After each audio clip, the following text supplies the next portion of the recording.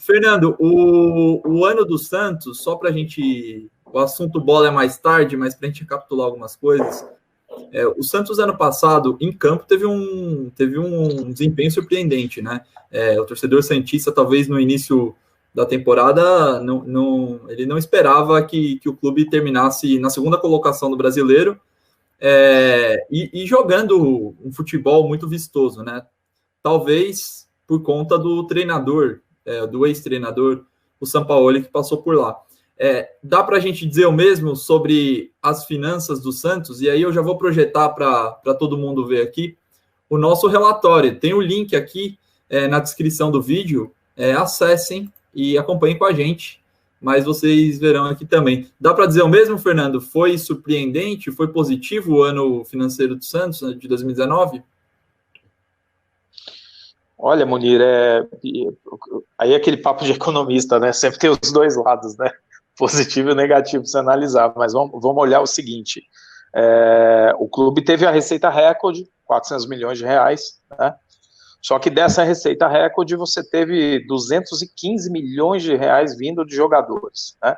Aqui a gente tem ainda o seguinte, os efeitos de 2000, quem acompanha bem esse negócio de balanço e tudo mais, vai lembrar que ano passado teve uma discussão enorme, porque o Santos não colocou a venda do Rodrigo no balanço de 2018, né? Ele foi colocar só em 2019. E estamos falando de um valor de 172 milhões de reais. Então, dos 400 milhões de reais de receita do Santos, 215, se eu não me engano, alguma coisa assim, é receita com venda de jogadores, do quais 172 milhões é o Rodrigo e 23 milhões é o Bruno Henrique. Aí tem uma série de outras receitas, mas esses dois são basicamente 90% de toda a receita do clube, mais de 90% da receita do clube com jogadores e 50% da receita total do clube, né? Então, esse é um patamar, primeiro, muito elevado para um clube de futebol, você depender de mais da metade das suas receitas para vinda de jogadores, obviamente que é um problema. A gente vai ver esse problema agora nesse ano, né? O Santos teve receitas descontando jogadores de apenas 180 milhões de reais. Tá? Se esse ano vai ser muito difícil de vender jogador, né? Em isso acontecendo, a queda da receita no ano de 2020 do Santos vai ser brutal. Mas o ponto que eu queria colocar é o seguinte, no ano passado, quando o Santos mostrou o relatório, ele mostrou um prejuízo de 77 milhões de reais. E o argumento da diretoria foi de que, olha, nós não colocamos a conta da venda do Rodrigo aqui, certo? Esse ano eles colocaram. Só que esse ano o superávit do Santos foi de apenas 23 milhões de reais. Ou seja, no final das contas, o Santos, nos 2 últimos anos, ele perdeu 50 e poucos milhões de reais, teve 50 e poucos milhões de reais de prejuízo. Então, o que eu quero dizer é o seguinte, o clube recebeu um recurso, caiu um raio de novo, né, como se costuma falar na Vila Belmiro, caiu mais um raio lá, ele fez uma receita recorde, tá? Mas essa receita não foi utilizada para melhorar as contas do clube, tá? No final desses 2 anos, o clube saiu com prejuízo acumulado de 50 e poucos milhões e aumento do endividamento, né?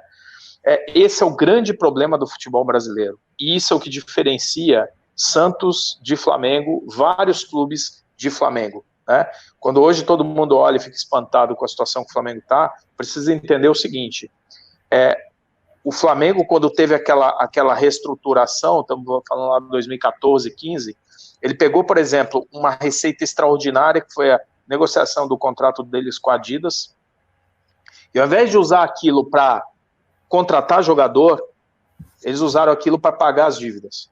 Aí você pode falar, pô, Fernando, mas eles são um time de futebol, eles têm que contratar. Tudo bem, só que você faz isso quando você está com as finanças boas. Porque quando você não faz isso com as finanças boas, quando você recebe um recurso de uma venda de jogador que é de 170 milhões, e ao invés de você sanear o clube financeiramente, você gasta com elenco, o que o Santos teve no final disso? Não ganhou título nenhum, não aumentou receita, e no final das contas saiu mais endividado. E por que o endividamento é um grande problema? Porque esse endividamento ele te cobra juros, te cobra correções e despesas financeiras, como a gente chama. E no ano passado, o Santos teve novamente uma despesa financeira, olha só, resultado financeiro líquido, 48 milhões de reais. O Santos gastou 48 milhões de reais só ano passado com despesa financeira. Né? Por quê? Porque tem uma dívida muito alta. Então é o seguinte, eu acho que no final das contas, o resultado é um resultado ruim, entende? Porque você aumentou a receita, mas aquilo não se traduziu em redução da tua dívida. Vamos trazer para a pessoa física, né, para nós. Vamos dizer que você seja super endividado, pague cheque especial, cartão de crédito e tudo mais, aí você recebe um aumento, uma premiação, uma bonificação do salário. Nossa, que espetáculo! Nossa, meu salário, eu ganhei um prêmio lá por um resultado que eu tenha feito, meu salário dobrou. Aí o que eu fiz? Eu tenho dívida com cartão de crédito, eu tenho dívida com cheque especial, eu tenho dívida com a prestação do carro. Ao invés de eu pegar essa minha despesa, essa minha receita extraordinária e pagar essas dívidas para depois pagar menos juros, eu peguei esse dinheiro, peguei a minha família e fui viajar. Entendeu? No final, a minha dívida continua igual, o juro que eu vou pagando sobre ela vai ser maior, esse juro não vai permitir que depois eu possa viajar com a minha família no ano que vem, porque ano que vem eu estou ferrado, porque eu tenho que pagar a dívida que eu não paguei, quando eu tive uma receita extraordinária. E ano que vem eu não sei se eu vou ter receita extraordinária. Então esse é o ponto, é um ponto comum a vários clubes, está na raiz de vários problemas financeiros de vários clubes, e aconteceu de novo com o Santos. No final das contas, o balanço que a gente vê é o seguinte, beleza, você teve uma puta oportunidade de arrumar a tua conta, você não arrumou a tua conta. Você vai ter outra oportunidade, porque ano que vem a tua receita vai cair para menos da metade disso. Se esse ano de 2020, a receita do Santos fechar em 150 milhões, solte foguete, descontando o jogador, né? Porque ano passado foi 180 milhões, a gente sabe que esse ano a receita, excluindo o jogador, ela vai cair, e as receitas de jogadores, que foram 215 milhões, nós não sabemos nem se elas existirão, porque vai ser muito difícil vender jogador nesse momento agora, pós-coronavírus. É isso aí. Você que não se inscreveu ainda, se inscreva no canal. Bastante gente mandando mensagem, o Júlio mandando mensagem. Daqui a pouco a gente recupera essa pergunta aí, Júlio. Michel mandando mensagem, Gustavo, Lucas Borelli, um abraço para ele, nosso analista de marketing aqui com a gente também. Grande Lucas. Grande Lucas. O Fernando, você falava da receita, vamos dar uma olhadinha nesse gráfico aqui, porque o Lucas é um palmeirense infiltrado aí, hein? Vamos entregar ele. É um palmeirense infiltrado. Pois é. O Fernando, quando a gente olha e abre esse gráfico aqui, não sei se está dando para todo mundo enxergar, vamos primeiro para essa parte de cima, que a gente tem a origem das receitas, tá? O que o Fernando dizia é que isso aqui é um gráfico 100, né? A gente distribui toda a receita do ano e o que cada tipo de receita representa do total. 54% da receita de 2019 foi pela venda de jogadores, lembrando que 189 milhões dos 400 é pela venda do Rodrigo. Então, se a gente está falando de um próximo ano que a gente não vai ter, provavelmente, grandes receitas por conta do coronavírus, no próximo ano não, esse ano, e talvez o próximo também, 2021, o Santos estaria refém dessa venda de jogadores, mas pelo que a gente conversou nas últimas lives, o mercado também vai sofrer uma queda. Ou seja, de onde o clube pode tirar dinheiro para conseguir manter esse superávit que ele teve esse ano, sendo que, como você falou, o problema das dívidas não foi resolvido e as despesas, inclusive, aumentaram, né? Você enxerga algum tipo de receita que daria para ser alavancada agora? Não tem. A situação do Santos financeiramente, ela é bem complicada, porque, veja, tudo se resume aos raios, né? Quer dizer, vai se ficar na expectativa de ter um novo garoto que você possa vender e possa fechar a conta. Nos últimos 5 anos, o Santos, 30% da receita do Santos veio, né, de venda de atletas. Esse número é muito impactado, obviamente, pelo número de 2019. Mas o que eu queria colocar é o seguinte, não há nenhum caso entre os 12 mais famosos clubes do Brasil, não vou dizer que são os maiores mais, né, mas os 12 mais famosos clubes do Brasil, não há nenhum caso, desde que a gente acompanha balanços de clubes, a gente tem um histórico de análise desde 2006, né, de praticamente 15 anos de análise de balanço de clubes. Não há nenhum caso de um clube que tenha tido uma participação de receita vinda de jogador de futebol tão alto quanto esse do Santos. 54% é um negócio completamente fora da curva. Agora, olha esse gráfico embaixo, Munir. Esse é um gráfico meio que exclusivo da Plura, é uma análise que só a gente faz, que é o seguinte, eu gosto muito desse gráfico, porque esse gráfico mostra o seguinte, qual é a parte da receita total do clube que vem direto do torcedor, né? Aquela que mostra o engajamento do torcedor, né? Que tipo de receita está inclusa aí? Está pay-per-view, né, que é uma receita que o torcedor, quando contrata o pay-per-view, 38% da receita daquele pacote, desde que ele diga que ele torce para aquele clube, né, 38% daquilo vai diretamente para o clube, né? Essa é uma receita muito significativa. Bilheteria vem direto do torcedor, sócio-torcedor vem direto do torcedor, parte da receita de licenciamento vem direto do torcedor.